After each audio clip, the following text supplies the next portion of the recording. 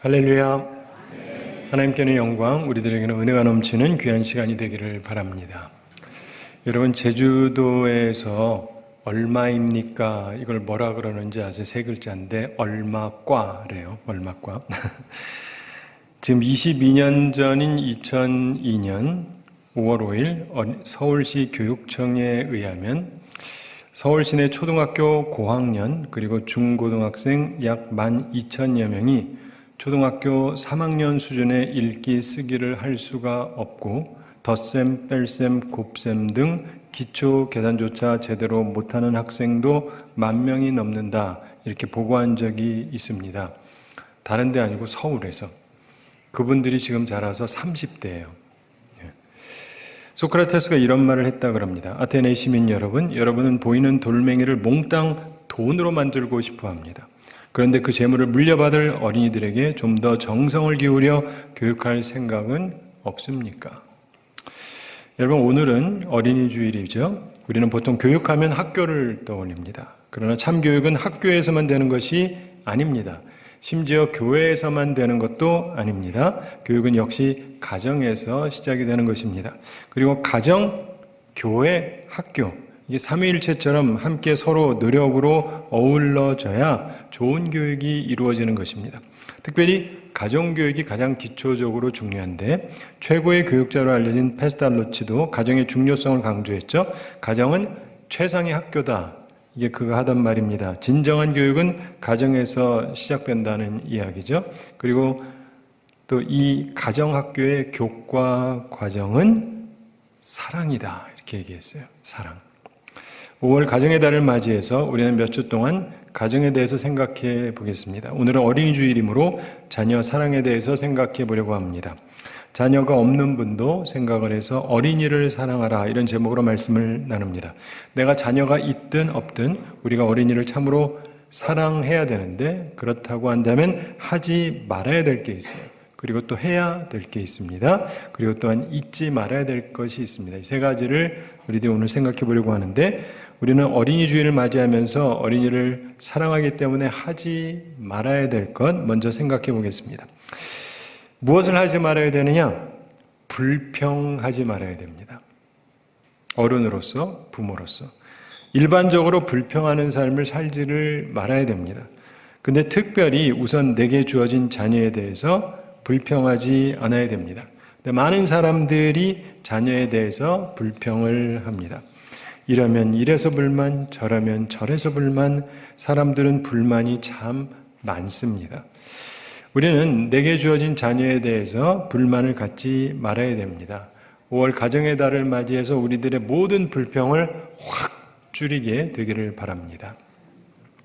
우리가 또 기억해야 될 불평에 대해서 기억해야 될 또 하나가 더 있는데, 남의 자녀에 대한 불평, 불만, 이거 부채질하는 사람이 되면 안 됩니다.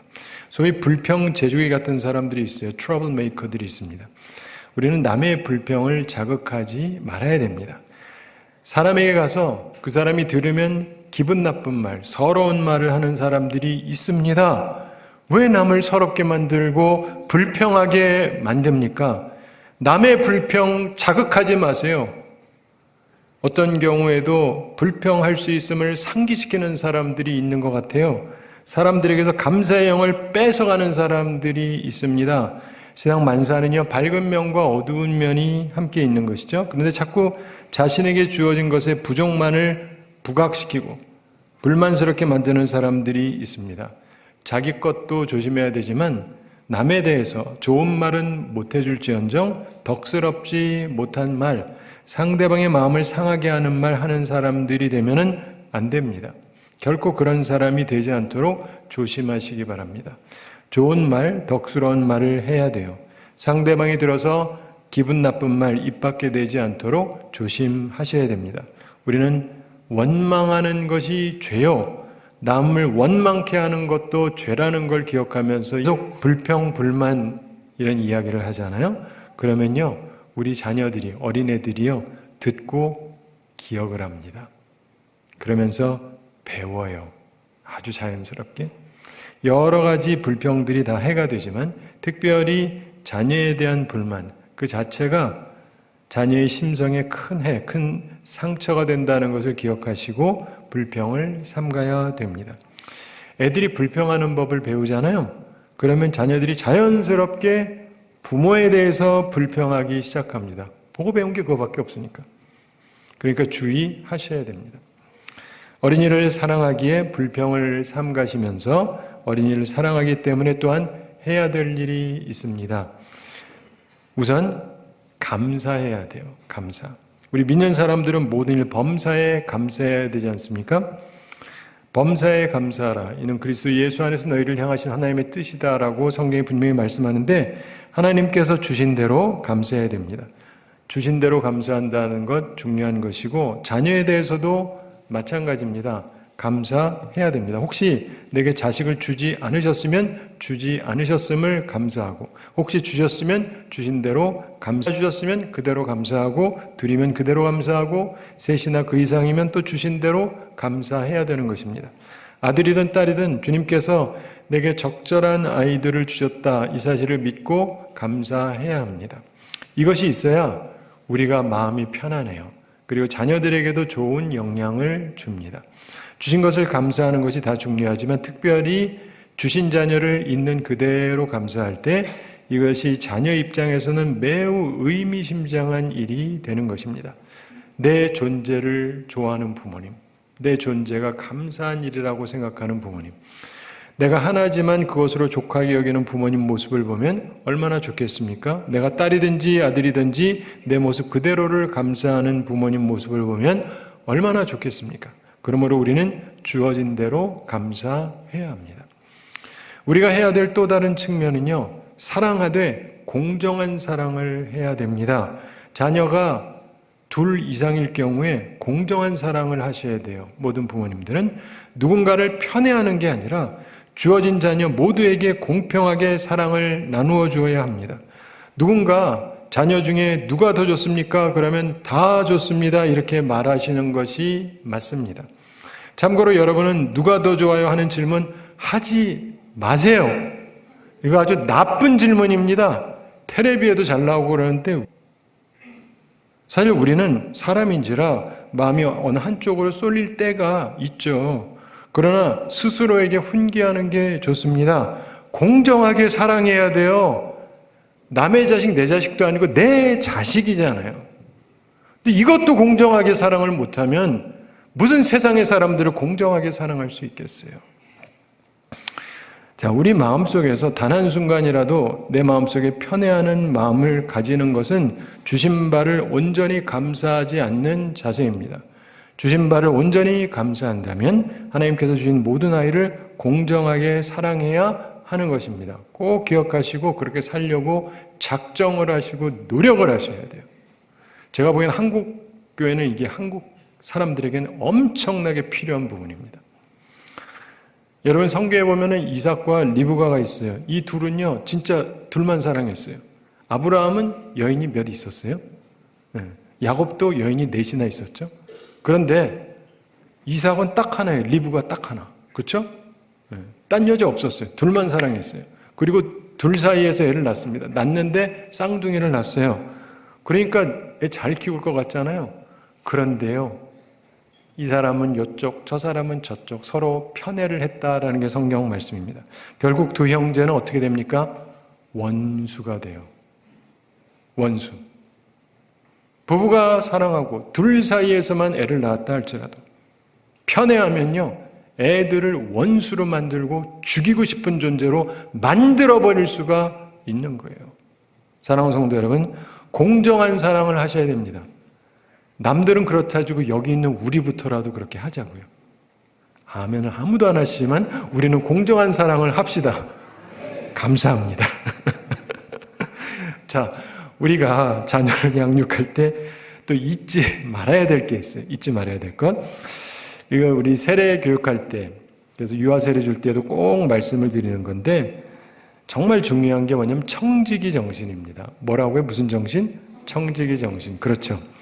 우리는 하나님의 청지기입니다. 우리에게 있는 모든 것은 근본적으로 우리 소유가 아니라 하나님이 주신 거예요. 모든 것은 하나님의 것입니다. 단지 하나님께서 우리를 충성되게 보시고 우리에게 하나님의 소유를 맡겨 주신 것입니다. 그래서 우리가 항상 청지기 정신을 가져야 되고, 이건 자녀도 마찬가지예요. 이건 내 거가 아니고 하나님의 소유인데, 하나님께서 나를 청지기로 아시고 하나님 대신해서 잘 양육해라, 이렇게 사명으로 주신 거예요. 근데 이 정신이 있느냐 없느냐에 따라서 아주 달라요. 애가 잘못 크죠? 하나님한테 불만이 많아요. 하나님이 내 말 안 들어줬다고 생각하거든요.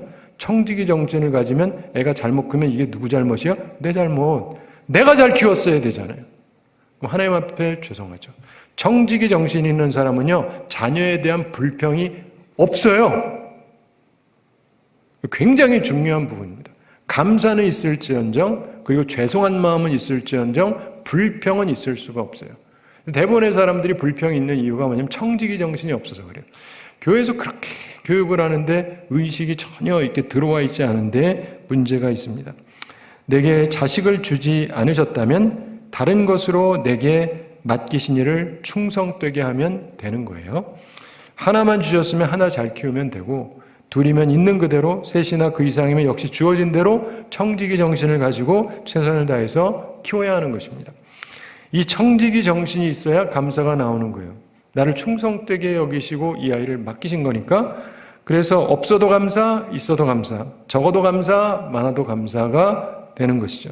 그리고 불평은 사라지고 책임의식을 가지게 되는 것입니다. 그리고 잘 돌보고 양육하게 되는 것입니다. 여러분들 꼭 청지기 의식을 가지시기 바랍니다. 자, 그런데 이 청지기 의식을 갖는다는 것은 두 가지 중요한 특색을 갖게 합니다. 자녀에 대해서. 그 첫째가 뭐냐면요, 자녀를 주님께 데리고 옵니다. 자녀를 주님께 데리고 옵니다. 학교 보내는 것보다 이게 훨씬 중요한 거예요. 학교 보내지 말라고 그런 거 아니에요. 굉장히 중요합니다. 이게 내 것이 아니라 하나님께 그들을 데리고 와요. 그들에게 그들의 참 주인이 누군지를 알려줘야 하는 거니까. 오늘 본문의 13절 초반에 보면 사람들이 예수께서 만져주심을 바라고 어린아이들을 데리고 오매, 이렇게 기록되어 있습니다. 사람들이 예수님께 어린아이들을 데리고 왔습니다. 이처럼 진정한 청지기 정신을 가지면 하나님께로 아이를 데리고 나오게 됩니다. 자녀를 주님께 데리고 나오셔야 하는 것입니다. 그런데 사람들이 예수님께 데리고 온 이유가 무엇입니까? 그 이유는 예수님께서 만져주시기를 바랬기 때문이다라고 성경에 써 있어요. 근데 만져주기를 바랬다는 말은 무슨 말이냐? 그냥 단순히 머리를 쓰다듬어 주기를 바라느냐, 안아주기를 바라느냐, 뭐 그런 것도 포함이 되겠지만 축복 기도를 해주기를 원했다는 뜻이에요. 내가 축복하는 것으로 족하지 않습니다. 부모님들 죄송합니다. 여러분의 축복 기도로 족하지 않아요. 부모 중에 자녀를 축복하지 않은 부모가 누가 있어요? 축복하니까 다 됩니까? 여러분의 축복 기도로 족한 게 아니에요. 그건 하셔야 되지만 내 자녀는 주님의 축복을 받아야 돼요. 주님의 축복을 받아야 돼요. 예전에 유대인들이 훌륭한 랍비에게 자기 아이들 데리고 가서 축복해달라 이렇게 요청하곤 했습니다. 특별히 아이의 첫 생일, 그러니까 돌이 되면 랍비에게 어린아이들을 데리고 왔습니다. 즉 본문의 아이들은 웬만큼 큰 이런 아이들이라기보다는 아주 어린 아기들이었을 것이다, 이렇게 성서학자들이 추정합니다. 이처럼 우리는 아주 어릴 때부터 주님 앞으로 아이를 데리고 나와야 돼요. 오늘날 많은 교회들이 어린이 교육에 심혈을 기울이는 것처럼 보여요. 그들을 위해서 예배 시간도 따로 마련해 주기도 하고, 그런데 그렇게 시작했던 교회 학교가 요즘에는 부모들의 편리를 위한 타가소로 전락한 경향이 있습니다.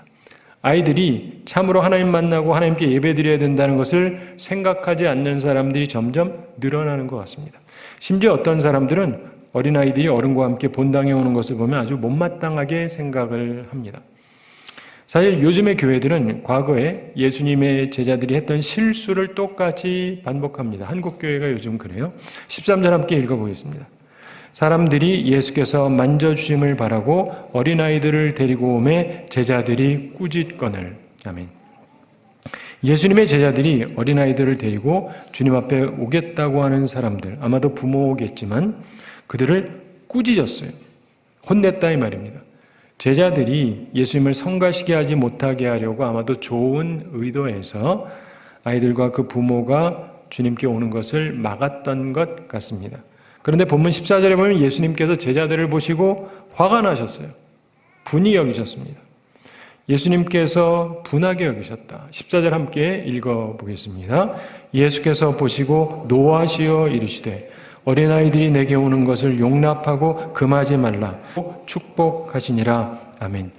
예수님께서 어린 자녀들을 안고 안수해 주시고 축복을 받게 해주셨어요. 우리 자녀를 이런 자녀로 키워야 돼요. 주께서 안아주시고 축복하는 자녀로 만들어야 하는 것입니다. 오래전에 최효섭 목사님이라고 하는 분이 계셨습니다. 이분이 수십 년 전에 젊은 시절에 교회학교 교사를 할 때였는데 이분 반에 한 남자애가 있었습니다. 그런데 얼마나 애가 공격적인지 다른 아이들하고 계속 싸워요. 그리고 교사들에게도 막 대들고 막 그럽니다. 그래서 교사들이 저런 애는 차라리 교회에 나오지 않는 게 좋겠다. 이렇게 심각하게 토론할 정도였다고 그럽니다. 근데 이분이 나중에 그 아이 가정을 한번 방문해 봤는데 그리고는 그 아이에 대한 생각과 태도가 완전히 달라졌습니다. 이 아이가 빈민촌 연립 판잣집에 살고 있었습니다. 얘 혼자 교회 나오고 있었는데 방 한 칸에서 부모하고 남매, 네 식구가 함께 삽니다. 방 하나에서 사니까 좀 힘들겠죠? 게다가 아버지는요, 또 술주정뱅이에요. 맨날 술 마시고, 들어와가지고는 부인을 구타하고 아들도 때리고. 그러면 속상한 그 어머니는 또 아들한테 또 화풀이를 합니다. 그러니까 이 아이는 말 그대로 사방에서 두들겨 맞는 그 집의 북이었어요. 여기서 때리고 저기서 때리고. 그러다 보니까 얘가 나와가지고 그런 거친 모습을 가질 수밖에 없었던 것입니다. 그 상황을 알게 되니까 아이에 대한 이해가 생기죠. 이해가 생기니까 그 아이가 불쌍해지고 사랑하게 되었습니다. 그러면서 대하는 게 달라졌죠. 사랑하는 성도 여러분, 우리가 어린이를 사랑해야 됩니다. 우리 주님께서 안고 안수하시고 축복하시는 그런 존재로 만들어야 하는 것입니다. 근데 마지막으로 우리가 어린이를 사랑한다면 오히려 그들에게서 배워야 될 점도 있다는 것을 기억해야 됩니다. 조지 맥도날드가 이런 말을 했는데 어떤 사람의 집 주위에 어린아이들이 놀고 있는 것을 결코 볼 수 없다면 그 사람의 기독교는 믿을 수가 없다. 무슨 말이냐? 어린아이들이 주변에 없다는 것은 삭막한 사람이다. 이런 뜻이잖아요. 어린아이들에게 배워야 될 중요한 점이 하나 있습니다. 15절에 나오는데 15절 함께 읽어보겠습니다. 내가 진실로 너희에게 이르노니 누구든지 하나님의 나라를 어린아이와 같이 받들지 않는 자는 결단코 그곳에 들어가지 못하리라 하시고. 아멘. 예수님께서 하시는 말씀입니다. 어린아이와 같이 하나님의 나라를 받들어야 된다. 이렇게 주님께서 말씀하십니다. 이 말씀은 어린아이와 같이 하나님의 나라를 받아들여야 된다. 이런 말씀이에요. 영어로 receive, 받아들인다. 이런 뜻입니다. 참고로 어린이 중에도요, 천국 받아들이지 않는 아이도 있습니다. 확실히 믿음은 하나님의 선물이에요. 애들이라고 다 순진하지 않습니다. 다 순수하지 않아요. 노인이라고 해서 다 이상한 게 아니에요. 순수한 분도 있어요. 우리 가운데 나이하고 상관없이 어린이처럼 순수하게 하나님의 나라, 천국을 받아들임이 있어야 합니다. 그렇지 않으면 결단코 그곳 하늘나라, 천국에 들어가지 못한다. 이게 예수님의 말씀이에요. 오늘 우리는 우리의 모습을 점검해 보기를 원합니다. 여러분이 어린이든 청소년, 청년 혹은 어른 혹은 노인이든 상관없습니다. 누구든지 어린아이 같이 천국을 받아들여야 천국에 들어가게 됩니다. 커서 제대로 알고 고백해야 천국에 가는 거라고 예수님은 말씀하신 적이 한 번도 없어요. 근데 오늘 모든 신학자들과 모든 목회자들이 그런 식으로 찾고 얘기를 하고 있어요. 제대로 알고 제대로 고백해야만 천국 가는 것처럼. 그럼 지식으로 천국 가는 거잖아요. 그러나 예수님은 그렇게 말씀하신 적이 한 번도 없습니다. 오히려 어린아이의 순수함이 우리에게 필요하다는 거예요. 그게 성경 말씀이에요. 우리 성경 원래로 돌아가야 합니다. 예수님이 가르치신 것을 그대로 받아들여야 돼요. 사랑하는 성도 여러분, 여러분 마음이 어린이같이 순수함이 있습니까? 마음이 정결한 자는 복이 있나니 하나님을 볼 것이다. 주님께서 말씀하셨습니다. 순수한 마음으로 하나님을 바라보고 섬기시기 바랍니다. 무엇보다 어린이다워야 가정이 온전해질 것입니다. 제가 어릴 때만 해도 어떻게 해야 성공하냐 그러면은 정직해야 된다라고 거의 다 답했어요. 요즘 애들한테 물어보면 정직하면 성공 못한다가 90%래요. 도대체 우리 애들이 왜 이렇게 됐습니까? 그거 누가 가르쳤을까요? 부모님들하고 학교에서 그렇게 가르친 거지.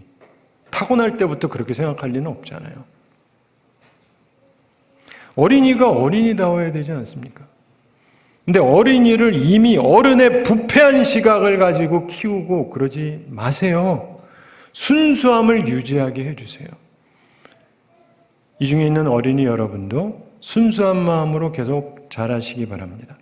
그래서 하나님이 기뻐하시는 순수한 어린이, 그리고 순수한 어른으로 성장해서 이 세상을 순수하게 만드는 좋은 주님의 사람들이 되기를 바랍니다. 자, 한 가지 이야기 말씀드리면서 오늘 말씀을 마치겠습니다.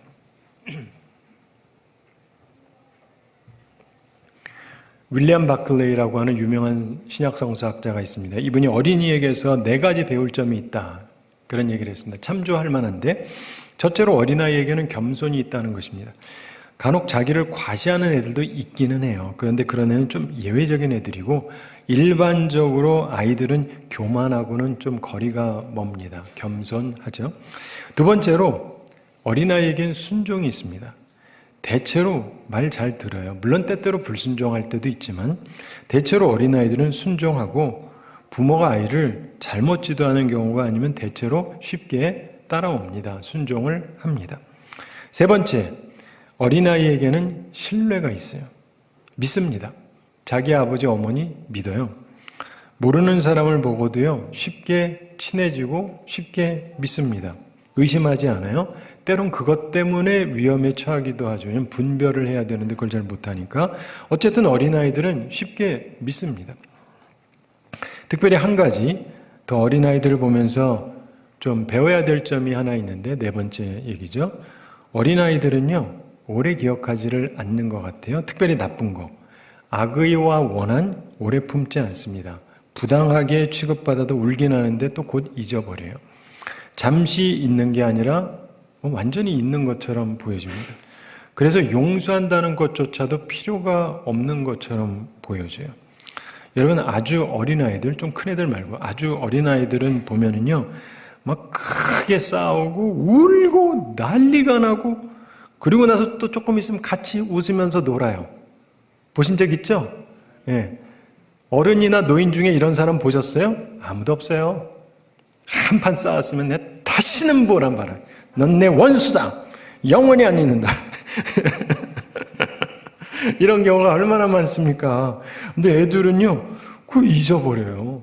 나쁜 일을 쉽게 잊고 잘 기억하지를 않는 것 같습니다. 놀랍지 않아요? 하나님의 나라는 이런 자의 것이다. 주님의 말씀이에요. 요즘 상처 얘기를 많이 하는데 진짜 어린아이들은요, 상처가 금방 나요.